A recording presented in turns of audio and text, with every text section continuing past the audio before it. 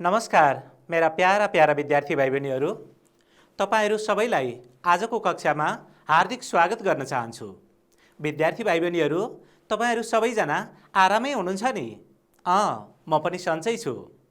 विद्यार्थी भाइ बहिनीहरू, आजको कक्षामा हामी कक्षा 7 को नेपाली विषय अन्तर्गत परिचय पाठसँग सम्बद्ध शब्द भण्डार, कार्यमूलक व्याकरण र सृजनात्मक अभ्यासलाई अभ्यास गर्नेछौँ। विद्यार्थी भाइ बहिनीहरू, तपाईहरूले परिचय कविताको पाठसँग सम्बन्धित अभ्यासहरू गरिसक्नु भएको छ। आजको पाठमा हामी विशेष गरेर शब्द भण्डार, यसैगरी कार्यमूलक व्याकरण र सृजनात्मक अभ्यासमा केन्द्रित हुनेछौँ। विद्यार्थी भाइ बहिनीहरू, तपाईहरू तयारी अवस्थामा हुनुहुन्छ होइन त? म मेरा प्यारा प्यारा विद्यार्थी भाइ बहिनीहरूलाई विषयवस्तुतर्फ नै लैजान्छु। हुन्छ भाइ बहिनीहरू, अगाडि हेर्नुहोस् त, तपाईहरूले पढिसकेकै पाठ हो परिचय कविता। यसलाई सिद्धिचरण श्रेष्ठले लेख्नुभयो। अनि यहाँ चित्रमा हेर्नुहोस् त, यो चित्र पनि पाठमै प्रयोग भएको चित्र हो। तपाईहरूले यी चित्रका बारेमा पनि जानकारी लिइसक्नु भएको छ। हेर्नुहोस् त, माथि हिमाल देखिन्छ, सगरमाथा हो यो। यसै गरी यहाँ एकजना सगरमाथा चढ्ने व्यक्ति, हिमाल चढ्ने व्यक्ति चढिरहेको दृश्य छ। यो नेपालीको परिचयसँग सम्बन्धित चित्र हो। यसै गरी हेर्नुहोस् त, हातमा खुकुरी छ, यहाँ सेना देखिरहनु भएको छ। गोर्खाली फौज अथवा नेपाली सेनालाई तपाईले चित्रमा देखिहाल्नुभयो। विद्यार्थी भाइ बहिनीहरू, अब पाठ्यवस्तुतर्फ अगाडि बढौँ। हुन्छ, शब्द भण्डार अन्तर्गत अभ्यास 7 मा हेर्नुहोस् त, तलको हरफका उही अर्थ हुने शब्दसँग जोडा मिलाई कापीमा लेख्नुहोस्। यसलाई ध्यानपूर्वक बुझ्नुपर्छ विद्यार्थी भाइ बहिनीहरू। यहाँ उदाहरण पनि दिएको छ, जस्तै गिरी। गिरीको उस्तै अर्थ हुने शब्द कुन रहेछ? पहाड। तपाईहरूले पाठमा पनि देखिहाल्नुभयो अनि यो सामग्रीमा पनि देख्नुभयो। ठिक छ होइन त? अब थप शब्दहरू हेर्नुहोस्। यहाँ दिएको छ दिन, मात, देह, बदन, हित, गगन, आकाश, दुखी, शिर, मुख, शरीर, भलाइ। यी शब्दलाई हामीले उस्तै अर्थ हुने शब्दसँग जोडा मिलाउनु पर्छ। भाइ बहिनीहरूले अनुमान लगाइसक्नुभयो। यस्ता खालका अभ्यास त हामीले अघिल्ला पाठहरूमा पनि गरेका छौँ, अगाडिका कक्षाहरूमा पनि गरेका छौँ होइन त? ल हेर्नुहोस् त, हेर्नुहोस्, दिन। यो दिनसँग उस्तै अर्थ दिने शब्द कुन होला? अनुमान गर्नुहोस् त। म पनि यहाँ तपाईहरूलाई सामग्रीमा देखाउँछु। तपाईले अनुमान गरेको र यो सामग्रीमा आएको उत्तर मिल्यो अथवा मिलेन, के भयो? ल हेर्नुहोस् त, हेर्नुहोस्, हो, दिन भनेको दुखी हो। हेर्नुहोस् त, यहाँ दीर्घ दिन प्रयोग भएको छ, ह्रस्व दिन प्रयोग भएको भए दुखी अर्थ मिल्दैन थियो होइन त? ल अर्को शब्द हेर्नुहोस्, आकाश। आकाशको उस्तै अर्थ आउने शब्द के होला? गगन। माथ। माथको उस्तै अर्थ आउने शब्द? स्याबास भाइ बहिनीहरू, तपाईहरूले मिलाइरहनु भएको छ। शिर। हामी शिरलाई माथ पनि भन्छौँ, माथलाई शिर पनि भन्छौँ। यी शब्दहरूलाई प्रयोग गर्दै लेख्ने अभ्यास पनि तपाईहरूले गरिरहनु भएको छ। ल हेर्नुहोस् त, हेर्नुहोस्, देह। यो शब्द चाहिँ तपाईहरूलाई अलि नौलो लाग्न सक्छ। हुन त हामी बोलीचालीमा प्रयोग गरिरहेका हुन्छौँ। तपाईहरूको उमेरका साथीहरूले भन्दा पनि अलि अग्रजहरूले यस्ता शब्दहरू प्रयोग गर्नुहुन्छ। तर तपाईहरूलाई यो अर्थ चाहिँ के होला यो शब्दको भन्ने लाग्यो होला। अर्थ पनि मैले ल्याएको छु। ल हेर्नुहोस् त, के हुँदो रहेछ? हो, देह भनेको शरीर हो। हामी शरीरलाई देह पनि भन्न सक्छौँ, देहलाई शरीर पनि भन्न सक्छौँ। विद्यार्थी भाइ बहिनीहरू, अझै अभ्यासहरू बाँकी नै छन्। हेर्नुहोस् है यसका। मुख। मुख भनेको हेर्नुहोस् त, हेर्नुहोस्, कुन चाहिँ मिल्छ होला? माथि यहाँ बाकसमा रहेका शब्दहरू मध्ये मुखसँग मिल्ने शब्द कुन होला? अनुमान गर्नुहोस् त। बदन। यो बदन शब्द पनि तपाईहरूले अलिक कमै मात्रामा प्रयोग गर्नुहुन्छ। अब जानिसकेपछि चाहिँ हामीले लेख्दा बोल्दा यस्ता अभ्यासहरू गर्न सकिहाल्छौँ। अर्को शब्द हेर्नुहोस्, हित। हित। भलाइ। हित भनेको भलाइ त हो नि। भाइ बहिनीहरू, तपाईहरूले यो अभ्यासमा खास गरेर उही अर्थ हुने शब्दहरूलाई जानिहाल्नुभयो। यस्ता अभ्यास पटक पटक दोहोऱ्याएर पनि गर्नुपर्छ। अब चाहिँ म मेरा विद्यार्थी भाइ बहिनीहरूलाई अर्को अभ्यासतर्फ लैजान्छु। हुन्छ? यसरी खेल्दै खेल्दै सिकियो भने रमाइलो पनि लाग्छ नि अघि। ल हेर्नुहोस् त, अभ्यास 8मा हेर्नुहोस् त। तल्लो हरफका विपरीतार्थी शब्दसँग जोडा मिलाई कापीमा लेख्नुहोस्। तपाईले कापी कलम पनि ठिक्क पार्नु भएको छ। अघिल्लो अभ्यास गरिहाल्नुभयो। अब यो अभ्यासमा केन्द्रित रहौँ। हुन्छ? उदाहरण छ जस्तै बैरी मित्र।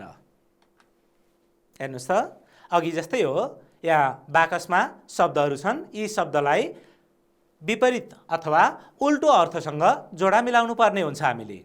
ल पालै पालो यी शब्दका उल्टो अर्थ दिने शब्दहरू ध्यान दिएर हेरौँ है त। हेर्नुहोस् त, कुन शब्द आयो? उदय। उदय भनेको के होला? ल ख्याल गर्नुहोस् त, यो बाकसमा भएका शब्दहरूमध्ये पक्कै पनि भाइ बहिनीहरू हामीलाई सजिलै लाग्ने शब्द हो यो। उदयको विपरीत अथवा उल्टो शब्द अस्त हो। सूर्य उदय भयो, सूर्य अस्त भयो, यस्ता शब्द त हामीले प्रयोग गरिरहेका पनि हुन्छौँ। यसै गरी अर्को शब्द छ जन्म। जन्मको विपरीत अर्थ दिने शब्द के होला? हेर्नुहोस् त, हेर्नुहोस्। ल के रहेछ? तपाईँ पनि अनुमान गर्नुहोस्, म सामग्री पनि दिन्छु। हुन्छ? जन्म, मृत्यु, यो त हामीले बारम्बार प्रयोग गर्छौँ। यसै गरी पाउ। पाउ भनेको के होला? भन्छौँ नि हामी शिरदेखि पाउसम्म।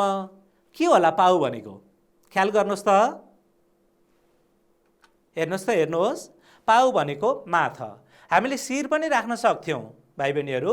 पाउ भनेको खुट्टा हो, माथ भनेको शिर हो अथवा टाउको हो।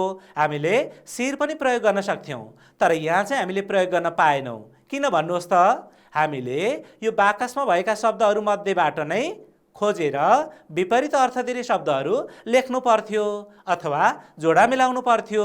त्यही कारणले गर्दा हामीले पाउको विपरीत अर्थ दिने शब्द यहाँ चाहिँ माथ नै राख्नु पर्यो। बुझिरहनु भएको छ है? ल अगाडि हेर्नुहोस्, बाँकी शब्दहरू रहेका छन्। निर्दयी। निर्दयीको उल्टो शब्द के होला? ख्याल गर्नुहोस् त, सकिहाल्नुहुन्छ। निर्दयी भनेको दयालु। दयालु, निर्दयी। यसै गरी हर्ष। हर्षको विपरीत अर्थ दिने शब्द के होला? ख्याल गर्नुहोस्। सकिहाल्नुभयो नि, मिलाइहाल्नुभयो नि। हर्ष भनेको, हर्षको विपरीत अर्थ दिने शब्द चाहिँ शोक हो। हामी खुसी हुँदा हर्षित हुन्छौँ अनि दुःखमा हामी शोकाकुल हुन्छौँ। अझ आफन्तजनहरूको मृत्युमा हामी शोक मनाउँछौँ, हामी श्रद्धाञ्जली गर्छौँ, शोक मनाउँछौँ। त्यही शोकलाई भन्न खोजिएको हो। विद्यार्थी भाइ बहिनीहरू, अब म तपाईँहरूलाई अर्को अभ्यासतर्फ लैजान्छु। पाठको अभ्यास 9 हेर्नुहोस् त। यहाँ भनिएको छ सिपबाट सिपालु। ख्याल गर्नुहोस् है। सिपबाट सिपालु र होसबाट होसियार भएझैँ तलका शब्दबाट बन्ने शब्द लेख्नुहोस्। यी शब्दहरू के छन्? यहाँ सामग्रीमा हेर्नुहोस् त। इख, बिख, लाज, दुध, बैंस, हात, गुठी, साथ, अंश। ख्याल गर्नुहोस्, यी माथिल्लो लाइनका शब्दहरू, यो माथिल्लो हारका शब्दहरू चाहिँ हेर्नुहोस् त, हेर्नुहोस्, यो सिपालु जस्ता शब्दसँग सम्बन्धित छन्। सिपबाट सिपालु बने जस्ता शब्दसँग सम्बन्धित छन्। बुझ्नुभयो है?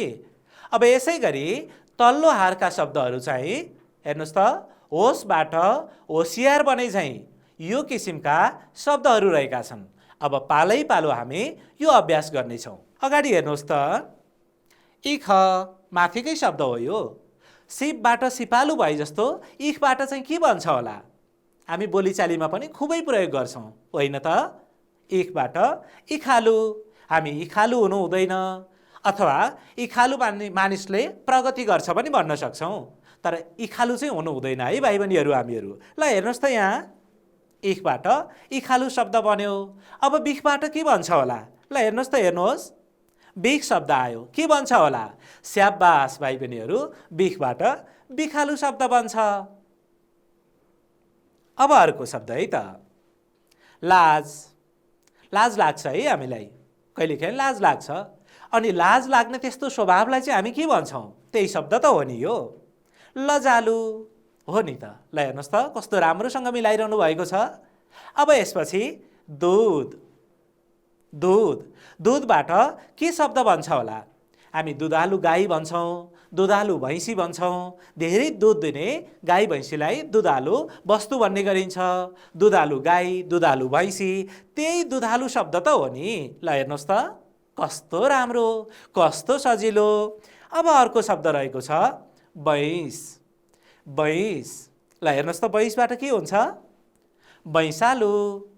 यहाँ चाहिँ विद्यार्थी भाइ बहिनी र हामीले सिपबाट सिपालु भए जस्तै इखबाट इखालु यही किसिमका शब्दहरूलाई बुझ्यौँ। अब चाहिँ होसबाट होसियार बने जस्ता शब्दहरू, तल्लो हारमा भएका शब्दहरू हामी अभ्यास गर्नेछौँ। हुन्छ? ल हेर्नुहोस् त पहिलो शब्द हात आयो। ख्याल गर्नुहोस् त सबैजनाले, अनुमान लगाइसक्नुभयो। तपाईँहरू साह्रै चलाक हुनुहुन्छ। हातबाट हतियार। ल हेर्नुहोस् त हातबाट हतियार शब्द। यस्तै गुठीबाट के भन्छ होला? गुठी भनेको समूह त हो नि। नेवारी समुदायमा खास गरेर गुठी, गुठी राख्ने, गुठीमा बस्ने त्यो समूहलाई बुझाउन खोजिएको शब्द हो यो। अब गुठीबाट के भन्छ होला? हामी बोलीचालीमा पनि यी शब्दहरूलाई प्रायःजसो प्रयोग गरि नै रहेका हुन्छौँ। हेर्नुहोस् त हेर्नुहोस्, तपाईँले अनुमान गरेको मिल्यो मिलेन? गुठीबाट गुठियार, गुठियार दाजुभाइ, गुठीमा भएका समूहहरू, त्यसलाई चाहिँ हामी गुठियार भन्ने गर्छौँ। अब अर्को शब्द छ साँध। साँध भनेको त हामी सबैजनालाई थाहा भएकै शब्द हो नि। सिमाना, घरको सिमाना, घरको सिमानालाई हामी घरको साँध भन्छौँ। खेतको सिमाना, खेतको साँध भन्छौँ होइन। अनि बारीको साँध भन्ने गर्छौँ। के हुन्छ होला हेर्नुहोस् त, सँगै साँध जोडिएको जमिनसँग सम्बन्धित व्यक्तिलाई हामी के भन्छौँ? जसको जमिन छ हाम्रो जमिनसँगै, त्यस्ता व्यक्तिलाई हामी के भन्छौँ होला? अनुमान गर्नुहोस् त। तपाईँहरूले अनुमान गर्दै हुनुहुन्छ, म पनि यहाँ सामग्री देखाउँछु। हुन्छ? ल हेर्नुहोस् त साँधबाट सदियार। सदियारसँग मिलेर काम गर्नुपर्छ। खेतबारीहरूसँगै जोडिएपछि मिल्नु पर्दैन त, मिलेर काम गर्नुपर्छ नि। सदियार भयो। अब यसपछि अंश। अंश पनि तपाईँहरूले सुनेकै शब्द हो भाइ बहिनीहरू। अंश बन्डा गर्ने, अंश लगाउने, यसलाई हामी भाग लगाउने अथवा छुट्टिने पनि भन्ने गर्छौँ। कतै कतै बन्डा गर्ने भन्ने पनि चलन रहेको छ। दाजुभाइ बीच हुने त्यो अंश जुन सम्पत्ति हुन्छ बाबुआमाको, त्यो सम्पत्तिलाई आधा आधा भाग लगाउने कामलाई अंश भन्ने गरिन्छ। अनि त्यस्ता दाजुभाइहरूलाई के भनिन्छ? अंशियार दाजुभाइ भन्ने गर्छौँ नि हामीहरू। जुठो पिण्डका दाजुभाइ, अंशियार दाजुभाइ हो, त्यस्तै शब्द त हो नि। ल हेर्नुहोस् त अंशियार। स्याबास भाइ बहिनीहरू, तपाईँहरूले सक्रियतापूर्वक आजको अभ्यासमा भाग लिइरहनु भएको छ। मलाई पनि तपाईँहरूको जोस जाँगर देख्दा औधी खुसी लागेको छ। मेरा प्यारा प्यारा विद्यार्थी भाइ बहिनीहरू, अब यो अभ्यासपछि हामी अर्को अभ्यासमा प्रवेश गर्छौँ। हुन्छ? ल हेर्नुहोस् त अभ्यास 10 मा मैले माथि लेखिदिएको छु अनुकरणात्मक शब्द। अभ्यास 10 हो यो। भत भत, दन दन, ड्याङ ड्याङ जस्तै अरू 4वटा अनुकरणात्मक शब्द कक्षामा सुनाउनुहोस्। हेर्नुहोस् त यी शब्दहरू हामीले पाठमा पनि प्रयोग गरेका शब्द हौँ। यी शब्दहरू पाठमा प्रयोग भएका थिए। भत भत, दन दन, ड्याङ ड्याङ। ख्याल गर्नुभयो है? अब हेर्नुहोस् त 4वटा अनुकरणात्मक शब्द मैले ल्याएको छु। यही शब्द हुनुपर्छ भन्ने होइन। अनुकरणात्मक शब्द त अनगिन्ती हुने गर्छन्। त्यसमध्येका 4वटा मैले तपाईँहरूको लागि ल्याएँ। अनि तपाईँहरूले पनि यी शब्दहरू बुझेर यस्तै किसिमका अरू शब्दहरू बनाउन सकिहाल्नुहुन्छ। पक्कै पनि विद्यार्थी भाइ बहिनीहरू, तपाईँहरूको अभ्यास राम्रो छ। हेर्नुहोस् त हेर्नुहोस्, झिलिमिली, शिरशिर, मुसुक्क, तप तप, यी शब्दहरूलाई राम्ररी बुझ्नुहोस् पनि है। झिलिमिली हामी कुन सन्दर्भमा प्रयोग गर्छौँ? झिलिमिली बत्ती बल्ने सन्दर्भमा प्रयोग गर्छौँ होइन त? हामी शिरशिर हावा चल्यो भन्छौँ। शिरशिर हावामा न्यानो कपडा लगाएर मात्रै बस्नुपर्छ होइन त? यसरी हामीले प्रयोग गर्ने नै शब्दहरू हुन्। मुसुक्क शब्द त हामी झनै प्रयोग गर्छौँ। मुसुक्क हाँसेको मान्छे होइन। विद्यार्थी भाइ बहिनीहरू, भाइ मुसुक्क हाँस्यो, बहिनी मुसुक्क हाँसी, यस्ता शब्द त हामी प्रयोग गरिहाल्छौँ नि। अनि तप तप चाहिँ केसँग सम्बन्धित होला अनुमान गर्नुहोस् त। हो, चुइने वस्तुसँग सम्बन्धित छ यो। कुनै पनि वस्तु चुइँदाको किसिमलाई हामी तप तप भन्ने गर्छौँ। गाग्रीबाट तप तप पानी चुइयो, छानाबाट तप तप पानी चुइँदैछ, होइन त? चुइने कुरासँग सम्बन्धित, चुइने वस्तुसँग सम्बन्धित तप तप भयो। अब यस्ता किसिमका अनगिन्ती शब्दहरू हुन्छन्, यसलाई तपाईँहरूले अभ्यास गर्न सकिहाल्नुहुन्छ। यसलाई चाहिँ गृह कार्यको रूपमा लेखेर शिक्षकलाई पनि देखाउन सक्नुहुन्छ। विद्यार्थी भाइ बहिनीहरू, कक्षा सकिएपछि पनि तपाईँहरूले यस्ता अभ्यास चाहिँ गरिरहनुहोस् अनि सबै विषयका अभ्यास गर्नुहोस्। हाम्रो पढाइ त राम्रो बनिहाल्छ नि। विद्यार्थी भाइ बहिनीहरू, अब म तपाईँहरूलाई अर्को अभ्यासतर्फ लैजान्छु। हुन्छ, हेर्नुहोस् त यहाँ ठिक शब्द छानेर खाली ठाउँ भर्नुहोस्। अभ्यास 11 हो यो। कमा के छ पढ्नुहोस् त। हामी नेपालीहरू खाली खाली गिरीमा चढ्न सिपालु छौँ। अब यसमा विकल्पहरू छन् अथवा यी शब्द मध्येबाट हामीले खाली ठाउँमा भर्नुपर्नेछ। कठिन, जगत, प्रकृति। अनि यसरी शब्द भर्दा चाहिँ पाठमा केन्द्रित हुनुपर्छ अथवा विद्यार्थी भाइ बहिनीहरू पाठसँग सम्बन्धित शब्दलाई मात्रै हामीले यहाँ खाली ठाउँमा भर्न सक्छौँ, अन्यथा शब्द मिल्दैन। तपाईँहरूले बुझिसक्नुभयो। नेपाली हौँ हामी कठिन गिरीमा चढ्नलाई सिपालु, बैरी नै होस् तर छु बहुतै दिन माथि दयालु। हामीले पढेकै कविता हो नि त, पहिलो पाठकै कविता हो नि। अब त्यसैलाई यहाँ केही मिलाइएर मात्र दिएको छ। हेर्नुहोस् त, हामी नेपालीहरू कठिन, जगत अथवा प्रकृति, कुन चाहिँ मिल्छ हेर्नुहोस् त। स्याबास भाइ बहिनीहरू, हामी नेपालीहरू कठिन गिरीमा चढ्न सिपालु छौँ। बुझिहाल्नुभयो नि, पाठसँग सम्बन्धित छ। खमा हेर्नुहोस् त, नेपालीहरूको आत्मा खाली खाली छ। विकल्पहरू रहेका छन् अथवा खाली ठाउँमा प्रयोग गर्नुपर्ने शब्दहरू रहेका छन्। अजर, अमर, अस्त। के हुन्छ होला ल अनुमान गर्नुहोस् त। तपाईँको अनुमान कतिको मिल्यो ख्याल पनि गर्नुहोस्। नेपालीहरूको आत्मा अमर छ। अमर भनेको कहिल्यै नमर्ने। हाम्रो आत्मा अमर छ। कवितामा पनि यो शब्द प्रयोग भएको हो। अब अर्को वाक्य हेर्नुहोस् त, ग नम्बरमा। गुरुले मलाई शिक्षालाई परहितमा लगाउने खाली खाली दिनुभयो। विकल्पमा रहेका शब्दहरू छन् दीक्षा, बानी, सामान।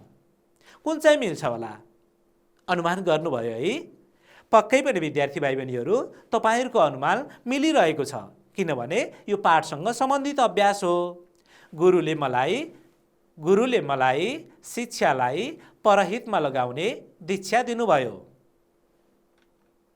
विद्यार्थी भाइ बहिनीहरू, अब यसपछि म अर्को अभ्यासमा लैजान्छु। हेर्नुहोस् त, पढ्नुहोस् र बुझ्नुहोस्।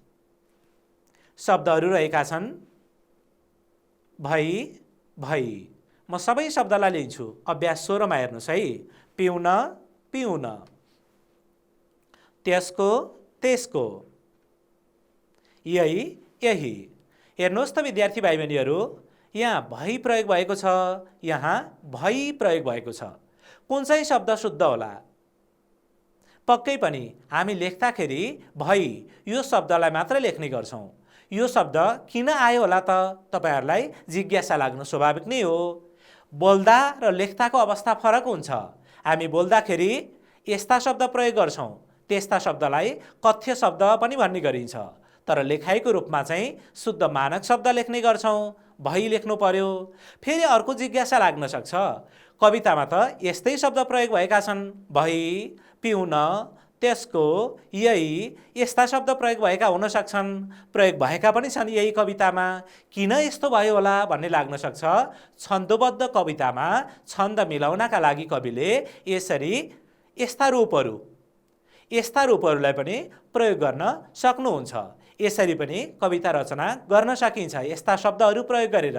तर हामीले लेख्दा चाहिँ भई, पिउन, त्यसको, यही जस्ता मानक रूपहरू यस्ता मानक रूपहरू नै लेख्नुपर्ने हुन्छ। मानक रूप भनेको लेखाइको रूपमा शुद्ध कसरी लेखिन्छ भन्ने शब्द। हुन त मानक उच्चारण पनि हुन्छ, मानक लेखाइ पनि हुन्छ। यहाँ चाहिँ म कथ्य र लेखिएको अथवा बोल्दा र लेख्दाखेरिको भिन्नतालाई मात्र बुझाइरहेको छु। अब यस्ता थुप्रै शब्दहरू हुन सक्छन्, त्यस्ता शब्दहरूलाई पनि तपाईहरूले अरू पाठहरूमा अभ्यास गर्न नै सक्नुहुन्छ। हामीलाई यो अभ्यास खण्डमा भएको यी शब्दहरूका बारेमा राम्ररी जानकारी भयो, होइन त विद्यार्थी भाइ बहिनीहरू? स्याबास, म तपाईहरूलाई अब अर्को अभ्यासतर्फ लैजान्छु। हेर्नुहोस् त, कार्यमूलक व्याकरण अभ्यास 17 पढ्नुहोस्, बुझ्नुहोस् र गर्नुहोस्। ठिक छ? ल, यसका विषयवस्तुहरू म यहाँ देखाइरहेको छु, पढ्नुहोस् है तपाईहरू पनि। पाठमा प्रयोग भएका खुकुरी, जगत, ज्वाला, गगन, मेघ, बाटो, देह, छाला, मासु, रगत आदि शब्दले वस्तु वा चिजबिजलाई बुझाउँछन्। ख्याल गर्नुहोस् त, अझै यी नामहरू ख्याल गर्नुहोस् त। खुकुरी, जगत, ज्वाला, गगन, मेघ, बाटो, देह, छाला, मासु, रगत यी शब्दले वस्तु अथवा चिजबिजलाई बुझाइरहेका छन् अथवा चिनाइरहेका छन्। वस्तु चिनाउने शब्दहरू हुन् यी। अगाडि पढौँ त। त्यसैले यी नाम हुन्। के रहेछ कुरा बुझ्नुहोस् त। वस्तु अथवा चिजबिजलाई चिनाउने शब्द नाम रहेछन्, होइन त? बुझिहाल्नुभयो यहाँको उदाहरण हेरेर।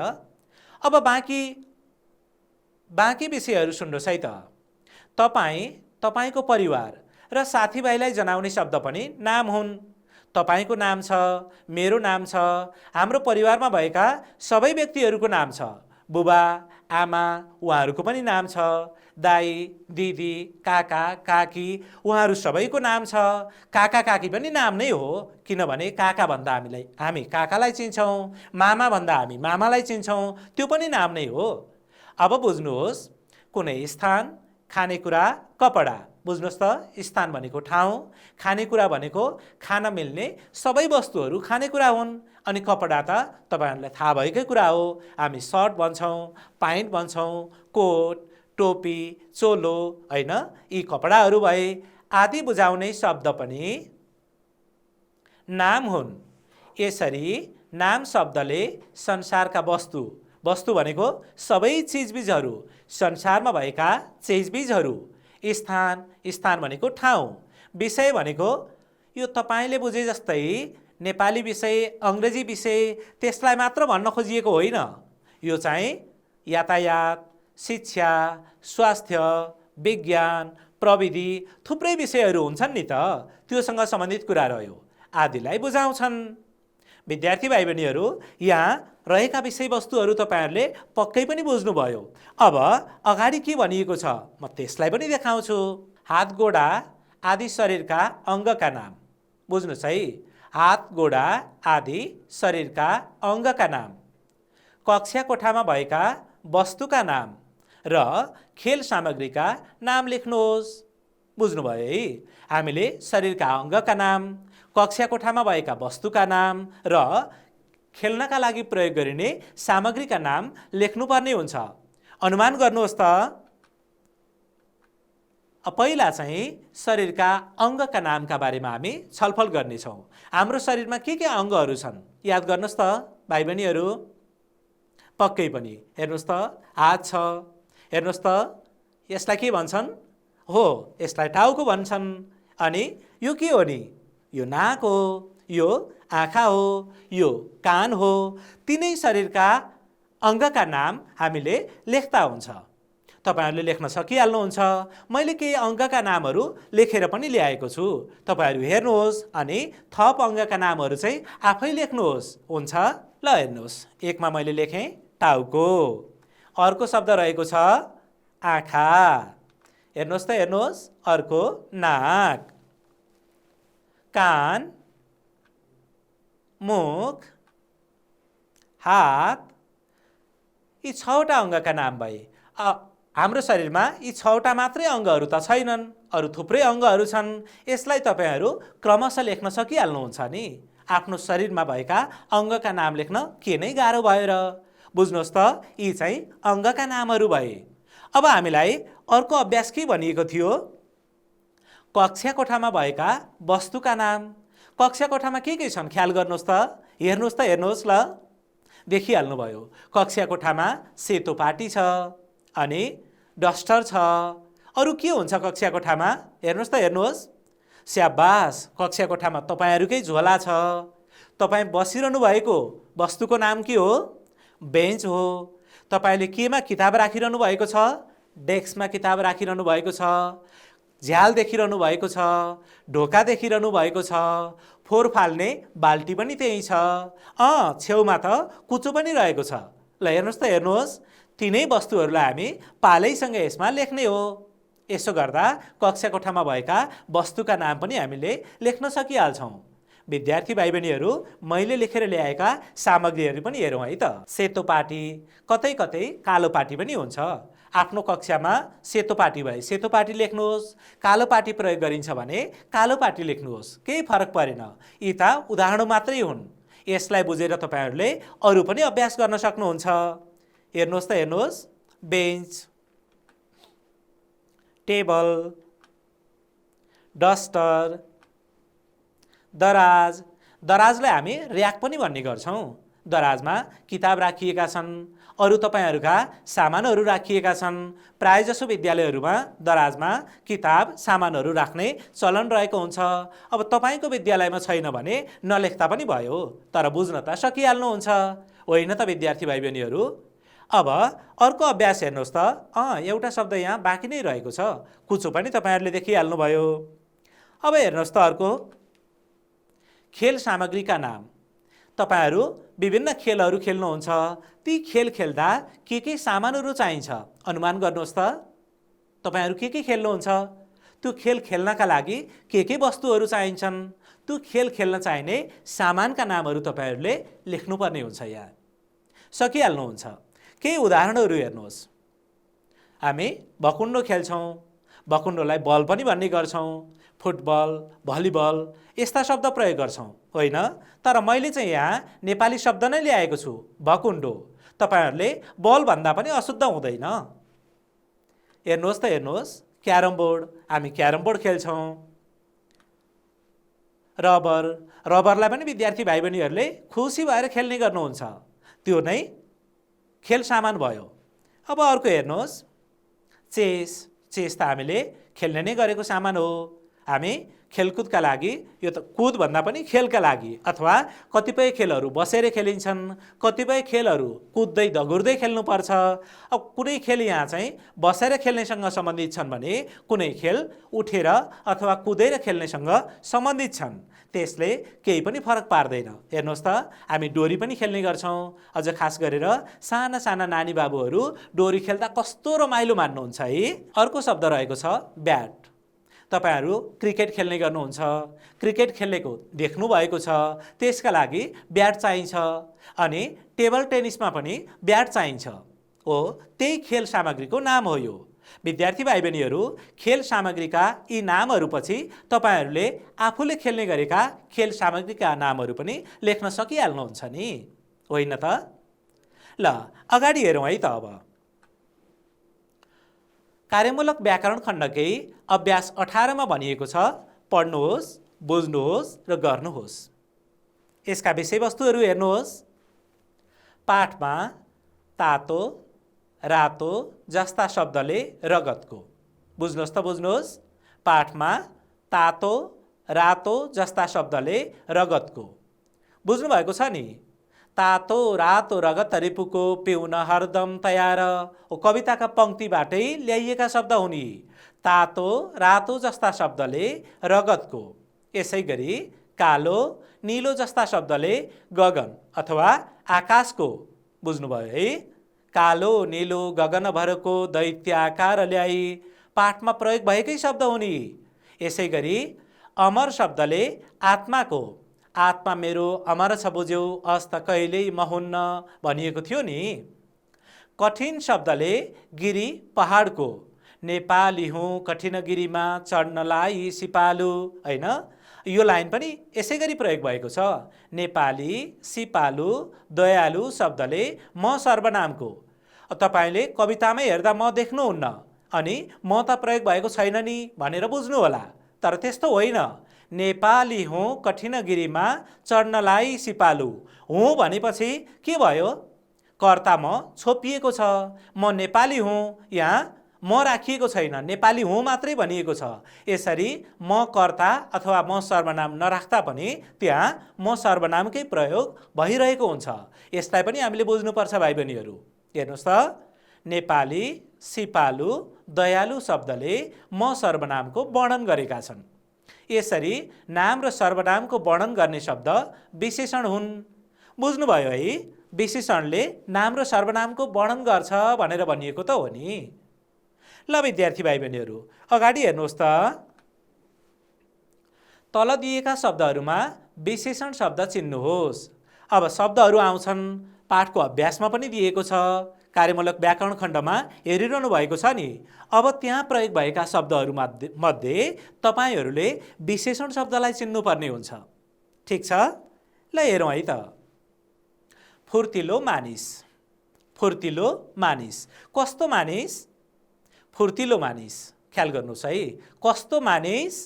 फुर्तिलो मानिस। सहरिया सभ्यता, कुन सभ्यता? सहरिया सभ्यता। हामी भन्ने गर्छौँ नि, ग्रामीण सभ्यता सहरिया सभ्यता भन्ने गर्छौँ। हेर्नुहोस् त, कुन सभ्यता? कुन भन्दा पनि यहाँ कस्तो मिल्छ। कस्तो सभ्यता? सहरिया सभ्यता।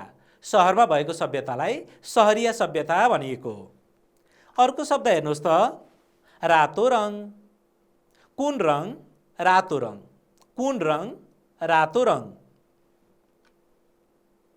तातो भात, कस्तो भात? तातो भात। तातो भात, चिसो भात हामी यसै गरी प्रयोग गर्छौँ होइन त? कस्तो भात? तातो भात। तीतो ओखती, कस्तो ओखती? तीतो ओखती। बलियो खसी, कुन खसी? बलियो खसी। हेर्नुहोस् त, हेर्नुहोस्, सौन्दर्य, कुन सौन्दर्य? हिमाली सौन्दर्य। हिमालमा भएको सौन्दर्यलाई हिमाली सौन्दर्य भन्न खोजिएको छ यहाँ। शब्द र तिनका अर्थ पनि बुझ्दै जानुपर्छ। ल हेर्नुहोस् त, अग्लो रुख। अग्लो रुख, कुन रुख? अग्लो रुख। ल यहाँ ख्याल गर्नुहोस् त, गोरु। अघि मैले प्रश्न बनाए जस्तै प्रश्न बनाउँदै बुझ्नुहोस् त, कस्तो हो कि कुन हो? यहाँ कस्तो गोरु हो कि कुन गोरु हो? रातो गोरु अथवा कालो गोरु भनेको भए कस्तो गोरु हुन्थ्यो, तर यहाँ बुढो गोरु प्रयोग भएको छ। ख्याल गर्नुहोस् त, प्रश्न बनाउन सक्नुहुन्छ। अब के भयो? कुन गोरु? बुढो गोरु। विद्यार्थी भाइ बहिनीहरू, यसबाट हामीले बुझ्नुपर्छ यी चाहिँ नाम शब्द हुन्। हेर्नुहोस् त, यहाँ कालो अक्षरमा लेखिएका शब्दहरू नाम शब्द हुन्। मानिस, सभ्यता, रङ यी चाहिँ नाम शब्दहरू हुन्। यसका बारेमा अघिल्लो शब्दले केही कुरा बताएको छ। यसका बारेमा, जस्तो फुर्तिलो शब्दले मानिसको बारेमा बताएको छ।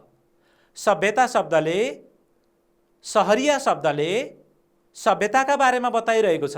यसरी विद्यार्थी भाइ बहिनीहरू, रातो लागेका, रातो अक्षरमा लेखिएका शब्दहरूले चाहिँ विशेषणलाई बुझाइरहेका हुन्छन्। अब यसै गरी तपाईहरूले यो अभ्यासलाई गर्न सकिहाल्नुहुन्छ। यहाँ बुझिरहनु भएको छ। यसकै आधारमा तपाईहरूले थप अभ्यास पनि गर्नुहोस् है त। विद्यार्थी भाइ बहिनीहरू, अब म तपाईहरूलाई सृजनात्मक अभ्यासतर्फ लैजान्छु। हेर्नुहोस् त, अभ्यास 19 मा भनिएको छ, कोष्टकबाट शब्द छानेर खाली ठाउँभरि कविताका हरफ पुरा गर्नुहोस्। कोष्टकबाट शब्द छानेर खाली ठाउँभरि कविताका हरफ पुरा गर्नुहोस्। हामी खाली खाली यस मुलुकका खाली खाली हौँ कर्णधार। यहाँ तपाईहरूले सार अथवा हाम्रो यी शब्द कहाँ मिल्छन् ख्याल गर्नुपर्ने हुन्छ। हेर्नुहोस् त, हामी के मिल्छ होला? सार मिल्छ होला कि हाम्रो मिल्छ होला? हेर्नुहोस् त, अनुमान गर्नुहोस्। हामी हाम्रो यस मुलुकका, हेर्नुहोस् त, सार हौँ कर्णधार, यही मिल्छ, यही मिल्छ। हेर्नुहोस् त, हामी हाम्रो यस मुलुकका सार हौँ कर्णधार। बुझ्नुभयो है? यी शब्दहरू कहाँ मिल्छन् भन्ने कुरालाई पनि हामीले उत्तिकै ध्यान दिनुपर्ने हुन्छ। हेर्नुहोस् त, सारा अगाडि भयो भने कविता मिल्न सक्दैन। हामी कविताको लाइनलाई हेर्दैछौँ, कविताका पङ्क्तिलाई हेर्दैछौँ। हामी हाम्रो यस मुलुकका सार हौँ कर्णधार, पढ्दै पढ्दै मधुर ज्ञान खाली खाली अपार। हेर्नुहोस् त, कहाँ मिल्छन् होला? ल पढ्नुहोस् है। रचना ज्ञान सिक्छौँ अपार, जान्ने बुझ्ने खाली खाली दिन नयाँ खाली खाली दिव्य पारा। जान्ने बुझ्ने दिन दिन नयाँ, अर्को शब्द त बुझिहाल्नु भयो, ज्ञानका दिव्य पारा। हौँ है हामी चहक, कुन चाहिँ मिल्छ होला? सुकिला सहारा। अब पढ्नुहोस् त, हामी हाम्रो यस मुलुकका सार हौँ कर्णधार, पढ्दै पढ्दै रचना ज्ञान सिक्छौँ अपार, जान्ने बुझ्ने दिन दिन नयाँ ज्ञानका दिव्य पारा। हौँ है हामी चहक सुकिला देशका हौँ सहारा। विद्यार्थी भाइ बहिनीहरू, यस्ता अभ्यासले तपाईँहरूमा भएको कविता रचना गर्न सक्ने सिपको पनि विकास हुन्छ। मेरा प्यारा विद्यार्थी भाइ बहिनीहरू, आजको कक्षामा तपाईँहरूले सक्रियतापूर्वक भाग लिनुभयो। यसका लागि सम्पूर्ण विद्यार्थी भाइ बहिनीहरूलाई धन्यवाद भन्न चाहन्छु। विद्यार्थी भाइ बहिनीहरू, आजको कक्षामा हामीले पाठ 1 परिचय कवितासँग सम्बन्धित अभ्यासहरू, खास गरेर शब्द भण्डार अभ्यास र कार्यमूलक व्याकरण खण्डका अभ्यासहरू गऱ्यौँ। यी अभ्यासहरूलाई तपाईँहरूले गृह कार्यका रूपमा पनि गर्न सक्नुहुन्छ र आफ्ना अभिभावकहरूलाई, आफ्ना गुरुहरूलाई देखाउन सक्नुहुन्छ। लौ त विद्यार्थी भाइ बहिनीहरू, आजको कक्षाको निर्धारित समय सकिनै लाग्यो। फेरि अर्को कक्षामा हाम्रो भेट हुने नै छ। तबसम्मका लागि म बिदा चाहन्छु। सम्पूर्ण विद्यार्थी भाइ बहिनीहरूलाई हार्दिक नमस्कार।